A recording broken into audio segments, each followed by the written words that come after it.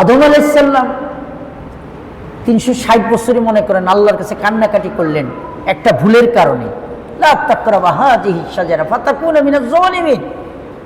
খবরদার ওই গাছের কাছেও যেও না। আপনারা জানেন কিভাবে হোক আদম এবং মা হাওয়া আলাইহিস সালাম ওই গাছের পিকে দুনিয়াতে যখন আসলেন, এই একটি ভুলের জন্য প্রায় 360 বছর কাঁদতে কাঁদতে এই কপালের এই জায়গায় গর্ত হয়ে গেছিল চোখের পানিতে। আমাদের বাবা, আমাদের ফাদার, বাবা আদম একটি ভুলের জন্য 360 বছর কেঁদে যদি এই জায়গায় গর্ত হয়ে যায়, আমার তো মনে হয় আমি যত বড় খতিবগিরি হই, যত বুজুর্গ আমরা হই, আমাদের তো সেকেন্ডে সেকেন্ডে, মিনিটে মিনিটে, মোবাইলে, ইন্টারনেটে, ফেসবুকে, ওয়াইফে, চোখের দর্শনে, রাস্তাঘাটে, অফিসে, আদালতে, আমার মনে হয় চোখের যে গুনাহ, এইটা কাঁদলে 1 কোটি বছর কাঁদলে মাফ হবে না। কথা বলেন? 1 কোটি বছর যদি চোখের পানি ফেলি, আল্লাহ তোর গুনার থেকে চোখের পানি কিচ্ছু হয় নাই, কারণ আমার নবী এক ভুল করে 360 বছর কাঁদছে, তোরা তো মিনিটে মিনিটে ভুল করতেছিস। আল্লাহ যেন আমাদের মাফ করে দেয়, আমিন করবেন না? তো এই মুহররমের 10 তারিখ বাবা আদম আলাইহিস সালাম আল্লাহর কাছে বললেন, রব্বানা যালামনা আনফুসানা ওয়া ইল্লাম তাগফির লানা ওয়া তারহামনা লানাকুনান্না মিনাল খাসিরিন। বাবা এই দোয়াটা করলেন, যে দোয়াটা কোরআনে আছে। মুহররম মাসের 10 তারিখে আল্লাহ তার গুনাহ, আল্লাহ তার ভুলকে মাফ করে দিলেন। আত-তাইবু মিনাজ যামবি কামান লা যামবা লাহু। নবী বলেন যে তওবা করে তার আর কোনো গুনাহ থাকে না। তাহলে বাবা আদম একটা ভুল করে যদি এত বছর তওবা করে চোখের পানি ফেলে, এই বাবারা আমরা কি আল্লাহর কাছে কান্নাকাটি করব না করব না? চোখের পানি যা হয় না তা হবে, আল্লাহ যা দিবে না তা দিবে, আল্লাহ যা তকদিরে রাখে নাই আল্লাহ সেইটা লিখে দিবে। সুবহানাল্লাহ। চোখের পানি এর এত দাম।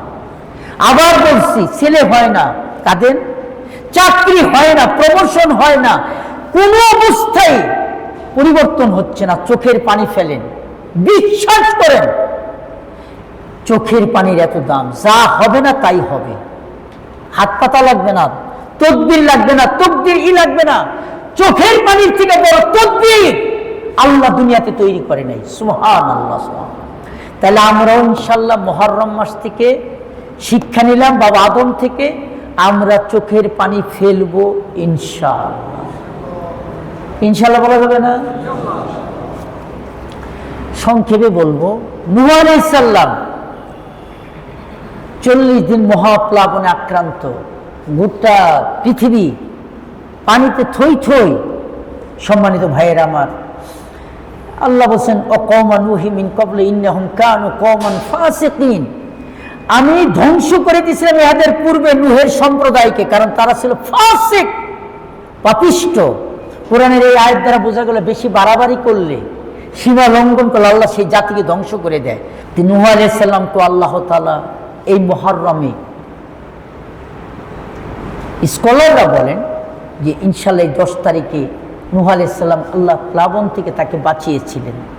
তাহলে আমরা আল্লাহর কাছে প্রার্থনা করি, আল্লাহ আমাদের এই দেশ, আমাদের এই জাতি, আমাদের এই মিল্লাত, আজকে এই ফিলিস্তিন, আজকে ইরান, সিরিয়া, লেবানন, আল্লাহ আপনি জালিমদের কবল থেকে আল্লাহ আপনি আমাদের হেফাজত করুন। বলি না আমিন? সম্মানিত ভাইরা আমার, ইব্রাহিম আলাইহিস সালাম তিনি আপনারা জানেন তার জাতি, তার পিতা মাতা সব গোটা জাতি তারা বিভিন্ন দেবদেবীর পূজা করত। সংক্ষেপে বলি, ইব্রাহিম আলাইহিস সালাম বলেন ক্বালা ফাতা'বুদুনা মিন দুনিল্লাহি মা লা ইয়ানফাউকুম শাইউন ওয়া লা ইয়াদুররুকুম। আস্তাগফিরুল্লাহ। যে জিনিস তোমার ভালো করতে পারে না, মন্দ করতে পারে না, উপকার নাই, ক্ষতিতে নাই, তাকে তোমার নিজের তৈরি মূর্তি, প্রতিমা, তারে কিভাবে প্রভু ভগবান ঈশ্বর বানিয়েছ? ইব্রাহিম ইয়াং ছেলে, যুবক মানুষ, তার এই বিপ্লবাত্মক কথা শুনে তার বন্ধু বান্ধব, আত্মীয় স্বজন বলল, ও বাবা, এর বাপই তো ঠাকুর, ঠাকুরের ছেলে বলে কি রে? কথা কি বুঝে আসছে? ইব্রাহিম আলাইহিস সালামের বাপই তো ঠাকুর, ঠাকুরের ছেলে আবার কি বলে রে, বলে যে তাহলে কার কাছে মাথা নত করব? ইন্নী ওয়াজ্জাহাতু ওয়াজহিয়া লিল্লাযী ফাতারাস সামাওয়াতি ওয়াল আরদ, এই বিশ্ব জগৎ যিনি কি উদ্ভাবন করেছেন, যিনি নাকি তৈরি করেছেন আসমান জমিন পাহাড় পর্বত, তাকে মাথা নত করবে। এই সমস্ত কথা শুনে তিনি একটু আলাদা হয়ে গেলেন, তাকে সমাজ থেকে বয়কট করা হলো। আপনারা জানেন ইব্রাহিম আলাইহিস সালাম একটু বুদ্ধি করে একটি এই কুড়াল নিয়ে বড় দেবতাটাকে রেখে বাকিগুলো ভেঙে ফেললেন। সবাই বললো সর্বনাশ, কালকে আমরা মাথা নত পূজা করব, ভক্তি দিব, শ্রদ্ধা করব, কে করলো? এই যুবক ইব্রাহিম তো এইগুলি এর বিরুদ্ধে কথা বলছে, এর ধরলি সব হবে। বাস তাকে অ্যারেস্ট করে নমরুদ সহ তাকে যখন অ্যারেস্ট করা হলো, তিনি বললেন উফফিল লাকুম লিমা তা'বুদুনা মিন দুনিল্লাহি আফালা তা'কিলুন, তোমাদেরকে ধিক্কার দিচ্ছি, জ্ঞান গরিমা কি কিছুই নাই? ছি, এর কাছে তোমরা কেন মাথা নত করো? আল্লাহ মাথা নত করে একমাত্র আল্লাহর কাছে।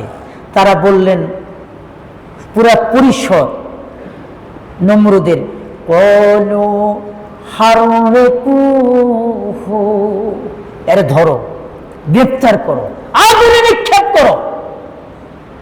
তা আগুনে নিক্ষেপ যখন করলেন, সংক্ষিপ্ত কথা, ইব্রাহিম আলাইহিস সালাম আগুনে পুড়ে গেলেন, পুরানোর জন্য ব্যবস্থা করলেন। জিবরাইল আসলেন, হে আল্লাহর বন্ধু খলিল, আপনার কি কোনো সাহায্যের প্রয়োজন আছে? আল্লাহ আমাকে পাঠিয়েছে। তিনি বললেন, যেই মওলার জন্য আমি আগুনে নিক্ষিপ্ত হয়েছি, হাসবুনাল্লাহ, ওই আল্লাহ আমার জন্য যথেষ্ট। জোরে জোরে বলি সুবহানাল্লাহ। আল্লাহ কি বললেন? ইয়া নারু কুনি বারদাও ওয়া সালামান আলা ইব্রাহিম। সুবহানাল্লাহ। আজ भी हो जा इब्राहिम का आकर, आज भी हो जा इब्राहिम का आकर सिकता, जन्नत का गुलिस्ता हो जा इब्राहिम का ईमान पैदा। आजो যদি হতে পারে ইব্রাহিমের ঈমান বিদ্যমান, জাহান্নামের অ্যাটম বোমের আগুনকে বানাইতে পারবে তুমি জান্নাতের বাগান। ইব্রাহিমের মতো ঈমান যদি থাকে, অ্যাটম বোম বলেন, ব্যালিস্টিক বলেন, যত আগুন বলেন, যত বোমা বলেন, হাইপারসনিক ব্যালিস্টিক বলেন, এগুলি কিচ্ছু আপনাকে কোন সময় জ্বালাইতে পারবে না। বলেন কথা ঠিক কিনা? ইব্রাহিম আলাইহিস সালাম এই যেদিন আগুন থেকে, নমরুদের আগুন থেকে মুক্তি পেয়েছেন, ইয়াউম আশুরা, 10ম তারিখ।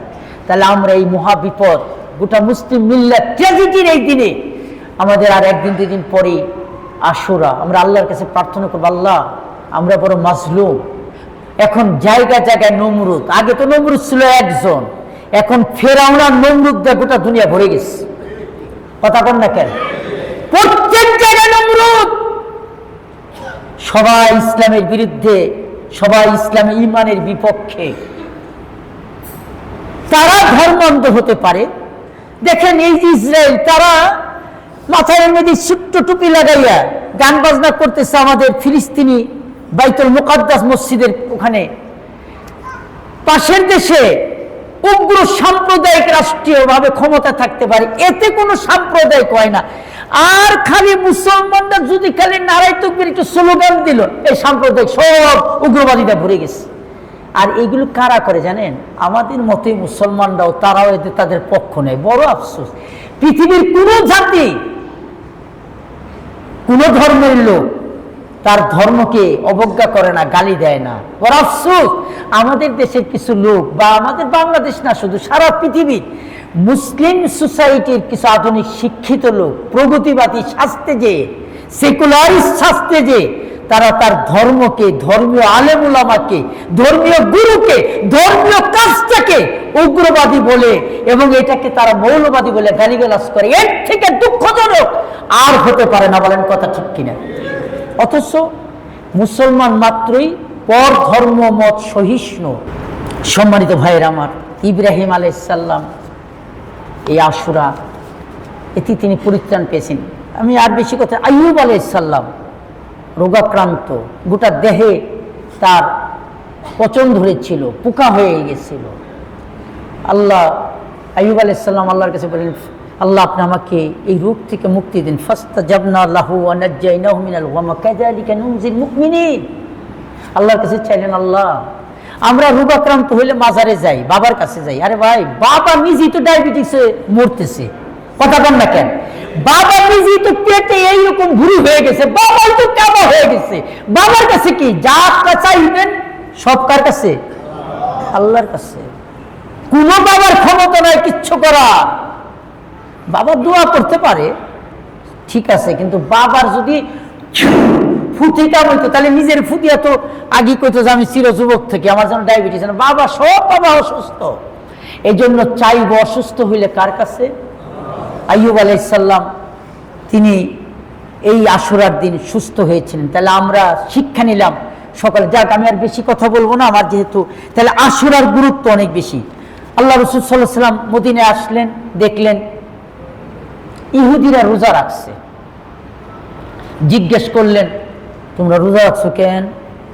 বললেন, ফাকালু হাযা ইয়াউমুন আযীম, এটা বড় বুজুর্গ রাত, বুজুর্গ দিন, সম্মানিত দিন। এই দিনে আমাদের মুসা নবী ফেরাউনের কবল থেকে তিনি মুক্তি পেয়েছিলেন। এই জন্য মুসা আলাইহিস সালাম কৃতজ্ঞতার জন্য, শুকরিয়ার জন্য আল্লাহর কাছে তিনি রোজা রেখেছেন, আমরা রোজা রাখি। নবী বললেন, ফাকালা রাসূলুল্লাহ সাল্লাল্লাহু আলাইহি ওয়াসাল্লাম ফানাহনু ওয়া আউলা বিমূসা মিনকুম ফাসামাহু রাসূলুল্লাহ ওয়া আমারা বিসিয়ামিহি। নবী বললেন, ঠিক আছে, আমরাই তো মুসার সবচেয়ে নৈকট্য অর্জনকারী।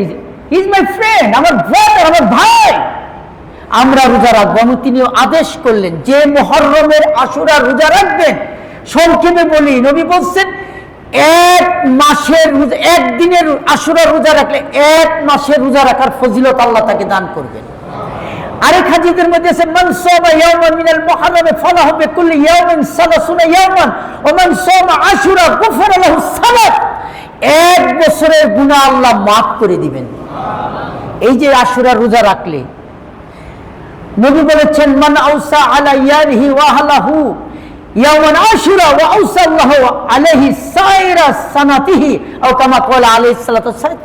যদি একটু দুর্বল, যারা নাকি আশুরার দিন ভালো খাওয়া দাওয়া করবেন পরিবার নিয়ে, আল্লাহ তাকে আশা করা যায় এক বছর সচ্ছলতা দান করবেন। তাহলে আশুরা উপলক্ষে শিয়ারা যেটা নাকি করে, হাই হুসেন তাজিয়া মিছিল, এটা জায়েজ নাই।